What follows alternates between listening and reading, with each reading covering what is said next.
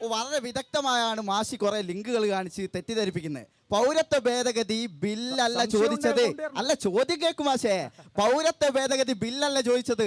കഴിഞ്ഞ 2 മാസങ്ങൾക്ക് മുമ്പേ ഒരു നിയമം വന്നിരുന്നു. രാജ്യം ഒരു തെരഞ്ഞെടുപ്പിനെ നേരിടാൻ വേണ്ടി പോവുകയാണ്. ഈ തെരഞ്ഞെടുപ്പിന്റെ വേദിയിൽ പോലും ഈ രാജ്യത്തിനോട് നിങ്ങൾക്ക് ആർജവത്തോടെ പറയാൻ കഴിയുന്നില്ല. ചോദ്യം കഴിയട്ടെ മാഷേ, ചോദ്യം കഴിയട്ടെ. നിങ്ങളുടെ നേതാവ് രാജ്മോഹൻ ഉണ്ണിത്ത പത്രപ്രവർത്തകരോട് പറഞ്ഞ കേട്ട മാഷ് കേട്ടില്ലെങ്കിൽ ജനങ്ങൾ കേട്ടിക്ക്. രാജ്മോഹൻ ഉണ്ണിത്താൻ നേരെ മറ്റൊരു ചോദ്യം കൂടി. പൗരത്വ ഭേദഗതി വിഷയവുമായി പൗരത്വ ഭേദഗതി വിഷയവുമായി പാർലമെന്റ് കൂടിയിട്ടില്ല എന്ന പ്രാഥമിക ധാരണയെങ്കിലും ഇവിടുത്തെ ജനങ്ങൾക്ക് വന്ന ഘട്ടത്തിൽ രാജേഷ് മാഷെങ്കിലും പറയട്ടെ നിലപാട്. രാജേഷ് മാഷ് പറയേ ഞങ്ങൾ അധികാരത്തിൽ വന്നാൽ ചട്ടം നടപ്പിലാക്കില്ല എന്ന് മല്ലികാർജുന ഖാർഗെ പറഞ്ഞിട്ടില്ല. AICC പ്രസിഡന്റ് ഇതുവരെ പറഞ്ഞിട്ടില്ല.